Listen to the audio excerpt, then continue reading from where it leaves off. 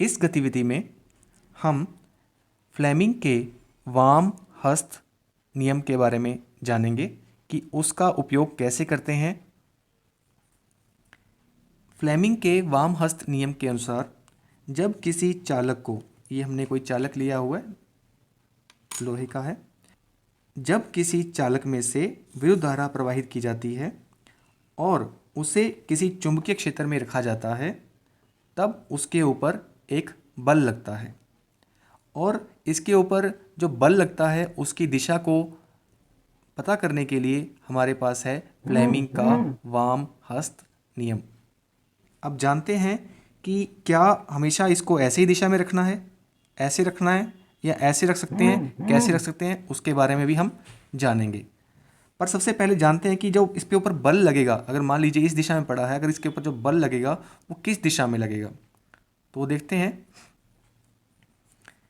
सबसे पहले तो जो नियम है वो किस तरह से कहता है, वो नियम इस तरह से है कि जो चालक है, मान लीजिए चालक है, इस चालक में जो विद्युत धारा बह रही है वो इस दिशा में बह रही है। ये क्या है, उत्तरी ध्रुव है, यहाँ पर N लिखा हुआ है उत्तरी ध्रुव, यहाँ पर S लिखा हुआ है दक्षिणी ध्रुव। यहाँ पर चुंबकीय क्षेत्र रेखाएं क्या है, इस सिरे के लिए, इस क्षेत्र के लिए चुंबकीय क्षेत्र रेखाएं क्या है, उत्तरी ध्रुव से दक्षिणी ध्रुव की ओर जा रही हैं। और विद्युत धारा की दिशा क्या है, इस तरफ है, धारा इस तरफ, चुंबकीय क्षेत्र इस तरफ। फ्लेमिंग के वाम हस्त नियम के अनुसार जब हम अपने वाम हस्त की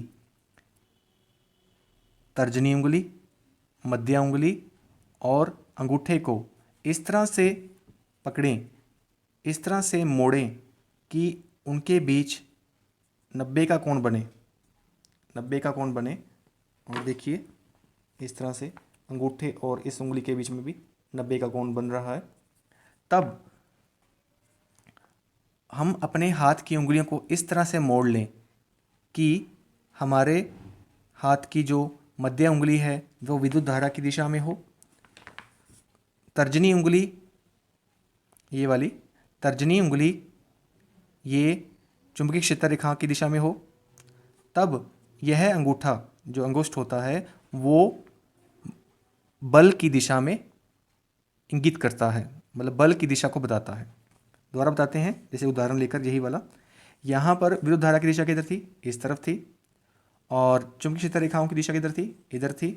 तो इसी के अनुसार हम इसको, ये जो मध्य उंगली होती है वो विद्युत धारा की दिशा के अंदर होती है, मतलब हमने इसको इस तरफ कर लिया। और देखिए चुंबकीय क्षेत्र रेखाओं की दिशा किधर थी, इधर थी, ये हमने इस उंगली को भी इधर कर लिया। अंगूठा किधर दर्शा रहा है, ऊपर की ओर। अंगूठा क्या दर्शाता है, फ्लेमिंग के वाम हस्त नियम के अनुसार यह बल की दिशा की ओर दर्शाता है। तो यानी कि हम कह सकते हैं कि जब हम अपने हाथ की, कौन सा हाथ, बायां हाथ, वाम हस्त, उसकी मध्य उंगली को विद्युत धारा की दिशा में और तर्जनी उंगली को चुंबकीय क्षेत्र रेखाओं की दिशा में इस तरह से रखें कि वो आपस में भी लंबवत हों, जैसे ये आपस में लंबवत हैं, तब जो अंगूठा होता है वो इस चालक पर लगने वाले बल की दिशा को दर्शाता है। अब इस पर किस तरफ बल लगेगा, ऊपर की ओर बल लगेगा, ठीक है। इसी तरह जब हम इसके ध्रुवों को परिवर्तित कर दें, मान लीजिए ऐसे है, अब चुंबकीय क्षेत्र रेखा की दिशा किधर हो गई, इस तरफ हो गई, और विद्युत धारा क्या है, उसी दिशा में है। तब कैसे लगेगा, विद्युत धारा तो इसी दिशा में है, ठीक है, विद्युत धारा तो इसी दिशा में है, और चुंबकीय क्षेत्र रेखाएं वो हैं इस दिशा में, विद्युत धारा इसी दिशा में, चुंबकीय क्षेत्र रेखाएं इस दिशा में। अंगूठा किस तरफ है, नीचे की ओर, देख लीजिए अंगूठा है नीचे की ओर। तो यानी कि अब बल की दिशा नीचे की ओर है, इस पे बल लगेगा नीचे की ओर। इस तरह से हम फ्लेमिंग का वाम हस्त यानी कि बाएं हाथ का नियम इस्तेमाल करते हुए किसी चालक पर, किसी धारावाही चालक पर लग रहे बल की दिशा पता कर सकते हैं जब वह किसी चुंबकीय क्षेत्र में रखा गया हो।